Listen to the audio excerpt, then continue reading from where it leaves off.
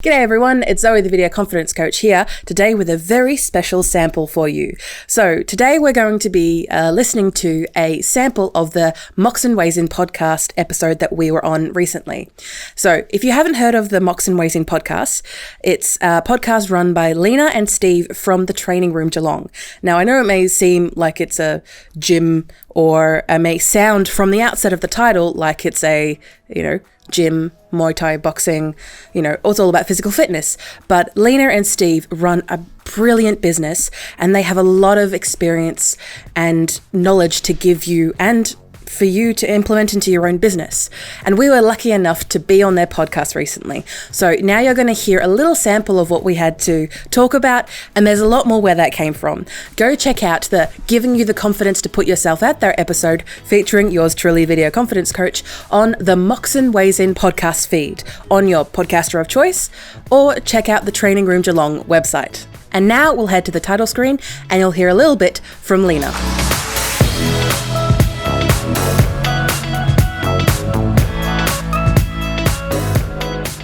I'm asking you lots of questions and I hope everybody takes value away from it.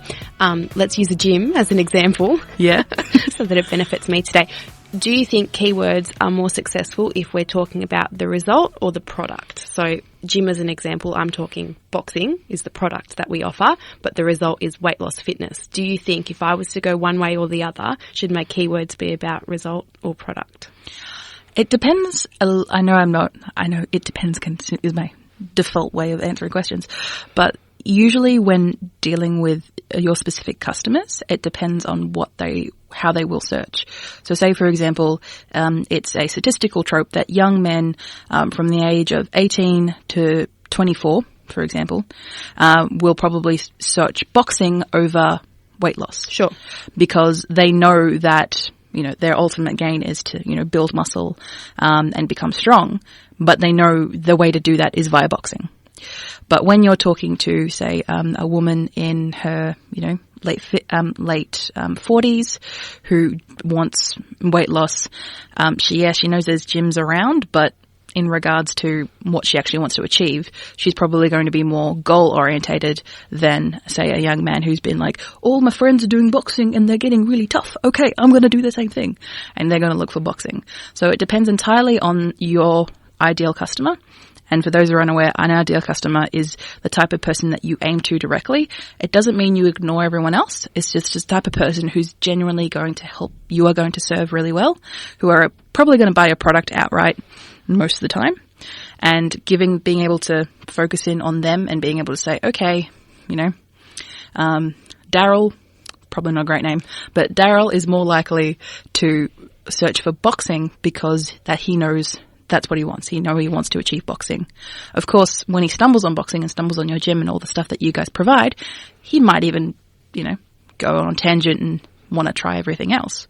But in regards to, say, Susan, she's going to be more likely to be goal-orientated because, she's in her late 40s, got a bit of cash, but she also knows what she wants in regards to a goal of, she wants to lose weight so she can be healthy for her kids. I think many small business owners, or I always say small, but business owners in general, I think one of the things that you have to learn really quickly is sometimes the messaging that we put out is what we hope people think about our business, or we reflect the way that we want people to look at our business, and that's not what people are searching. And when you can start really identifying who your ideal customer is and think and speak their language and start to use the keywords that they're likely to use, that's when you you make those connections a lot faster, don't you?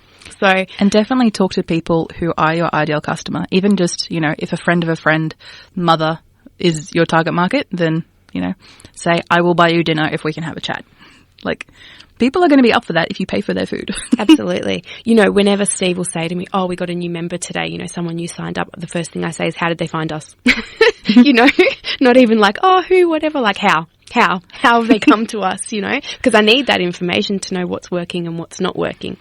So let's dive a little bit into, once you have your ideal customer, you understand who that is, the best way, I think, to communicate with them straight away, so quickly, so authentically at the moment is video. And as you are the video confidence coach, I think you're a perfect person to talk to about this. So Let's talk in terms of, there's two things I want to talk to you about today. So Instagram and how to best use your Instagram stories, but then I also want to talk about the live features on both Instagram and Facebook. So can we talk to those a little bit? Steve and I use our Instagram stories quite a lot. It's pretty organic in terms of our business because there's always so much going on every day, and we feel like we can open a little window to the world and let them into the gym and what's happening, and we enjoy that. How should people be best using Instagram stories? Well, off the bat, I'd say that you guys are doing a brilliant job. Not just because there's a lot of people at the current step where they just understand that Instagram stories is a thing and post 1 or twice a day. And they're like, oh, this is another thing I have to do. But for you guys, it's quite enjoyable to see what you guys have done. I don't mean to be sounding stalkerish, but when I go through my Instagram stories, I say, oh, how, Alina and Steve doing? How's the business going along? Because I'm actually interested to know, yes, I've worked with you guys in the past, but even if I didn't, I'd still be interested to know more about your business, because Instagram stories is inherently unpolished, unprofessionalized, not in a way that makes it seem bad, like unprofessional as in, swearing or anything like that, but unprofessional in the sense of it seems and looks organic. And most of the time that should be the case. So you guys, from an outsider's perspective, I see that you post a minimum of about 10 individual stories a day. And that is, at the average point. Yeah. We kind of aim for 1 an hour during our waking hours. Yeah, kind of like that. And that's useful for multiple of things, is that, yes, you're, as you said, you're opening up the business in a little bit behind the scenes so people get an idea of what you're like, but also it builds up that trust factor tenfold. Yeah. So I'm not sure if all your listeners know about this, but have you heard of touch points before? Nope. So touch points is the marketing term of when someone interacts with your branding, your marketing somehow. So a touch point can be something as simple as they see your billboard on the side of the road, all the way to they go onto your website to have a look. Yeah. A touch point could be something as simple as they see your post online and give it a like or a comment, or something as simple as a touch point of, seeing your post that a friend shared, that type of thing. Back in the day, previous to the rise of the internet, the average touch points would be about 8. So 8 times people would see an ad, see a TV ad, a newspaper, what have you. It was one of the first things that I ever learnt, and it was that idea that you had to be relentless in your campaigns because it wasn't enough to put your message out once.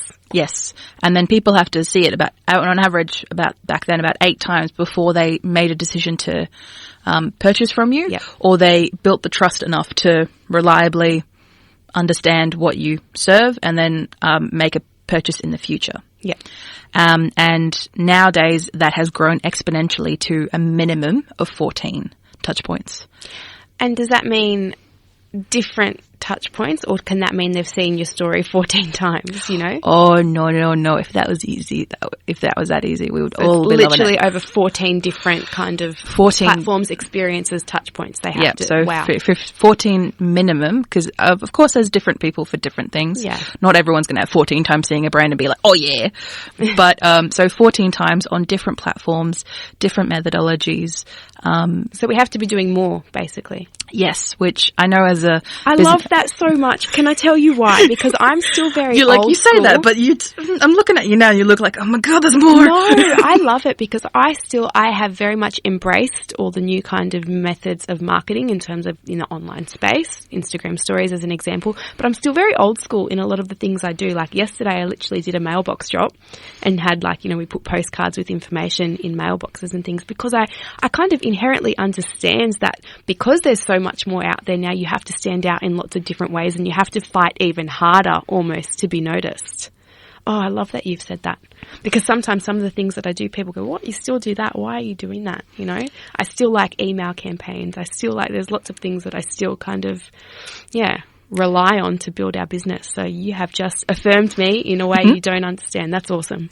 And a lot of people believe that now the internet's in full swing, majority of the world's population are using the internet every day, that therefore I could, reduce my in-person marketing or what have you. They think they can just drop it and then concentrate on online.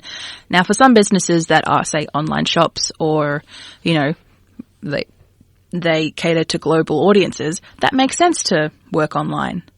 But if you're a, you know, small, medium, even larger businesses, if you cater to a local audience of any distinction, so that could be an entire state, or it could be a city, or it could be an entire country if necessary, being able to diversify your marketing is going to be more helpful than not. Of course, for people that are doing it by themselves, or for example, like you guys, you don't exactly have a team to fall back on. But to be able to diversify and see what works. So, say for example, there's been a couple of clients I've had in the past that didn't even want to touch Instagram because they thought, oh, we're not a visual business. These were guys who are accountants, and they just immediately thought of, hey, we don't have a glamorous business. What's the point of posting on Instagram? And then once I got them over that hurdle and I convinced them that, no, you can, you know, any business can be on Instagram. Any business can be anywhere. And then from there, they noticed a uptick in people contacting them because you got to see behind the scenes of an accountancy. You got to see that, yes, people are working at desks, but they're also going out for coffees with clients. They're also, you know, providing workshops. Like almost all of their clients didn't have any ideas that they actually ran workshops regularly to teach people about, you know, accountant literacy and blah, blah, blah, blah, blah. But all that stuff they didn't notice until they gave it a shot and tried it. And then from there, they're able to look at their analytics. So these are the numbers behind, you know, how many people have clicked on a post, clicked on a link, what have you. You can access via the settings in almost any app. Yeah. But from there, people can see how much impact that has had. But because they gave it a shot and because they were consistent with that shot, it wasn't just a, you know, one video out there or one post on Instagram and that's it. They, you know, consistently did it over time using, you know, getting an intern to do their social media for 2 weeks or something like that. That was just to test things out. Just to test them. And because they gave themselves a deadline and they gave themselves you know, in the next 3 months, we expect to, you know, get up to 500 followers and expect a turnover at least, you know, 2 more people contacting us per week, you know, fairly conservative in regards to numbers. And of course for smaller businesses that seems like a lot of stuff to be able to achieve in 3 months. But because you're actively working with other people, you're using your hashtags correctly, you're actively going out there and posting regularly, people are going to notice you. Even though you may feel like nothing's happening, you just got to keep going. And once you've got that lineage behind you in any business and on any platform, once you've got that lineage, it's very much like this podcast. People who find you out today, for example, who are listening right now, they can go back and listen to all of your stuff to catch up with. They can see that, okay, these guys are serious. It's not just 3 episodes in and we're hoping for the best. You can see that these guys have a lineage. And that's the same thing with anything you do online. And same thing you do as a business. Previously to, I say, the year 2000, I can't really talk, I was very young then, but people would, you know, say, we're a business since 1895, sure, or we've been in business since 30. Well, established is on so many signs, right? Yes.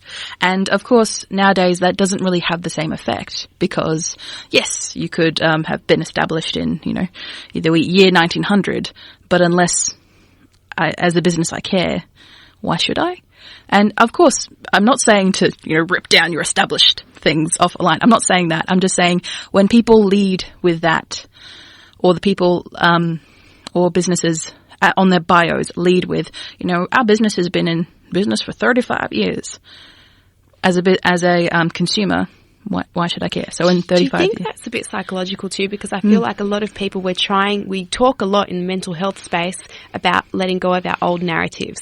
And we're all very much focused on present moment. What can I do to generate a new outcome now? So maybe you're right. We don't hold such high regard for older narratives, do we? But it's also the case of the audience, and I use audience, viewer, and customer interchangeably because that's kind of what it all happens to be. But people want to know how you can help them first off. Yeah. What problem are you solving? Like having a bio about your business is great, but again, with accountants I work with, they didn't actually end up doing this, but I recommended to them that you say, hey, move that, starting sentence of, we've been in business since, 18... Whenever.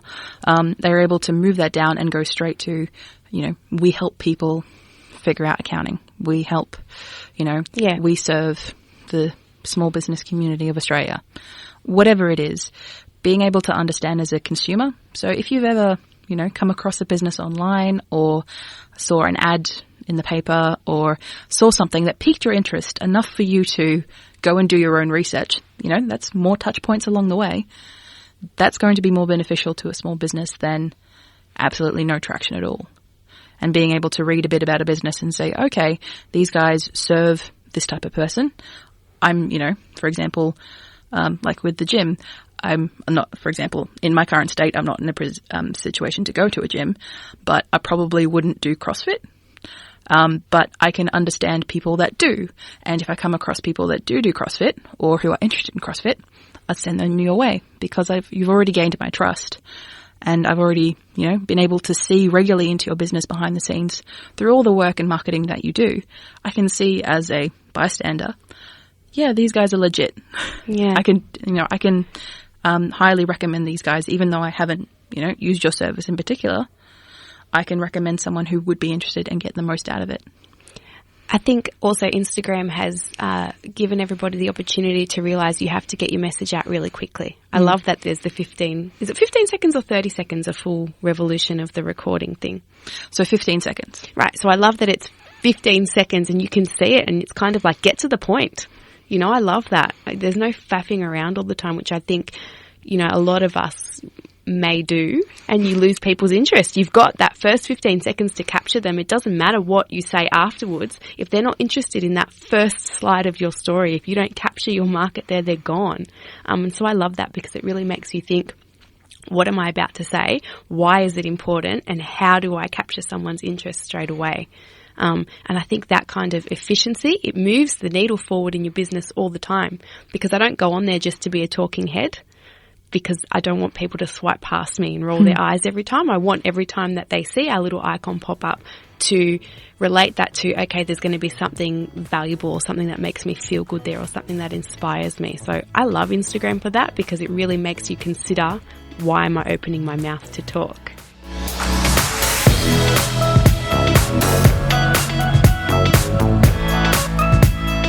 Did you guys enjoy that sample? Well, remember, there was much more where that came from. We spoke for, I think, about like 50 minutes on everything to do with video confidence, being confident in your business, and all the other things. Wow, we had a very large conversation. But I highly recommend that you check out the Moxon Weighs In podcast on your podcast catcher, or check out the Training Room Geelong to find out more about the great things that they do here. And if you're into CrossFitting and in joining a gym in general, check out the Training Room Geelong.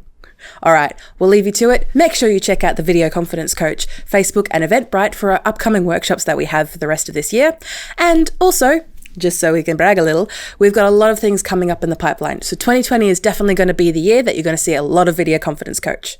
So I'll leave you to it. Bye.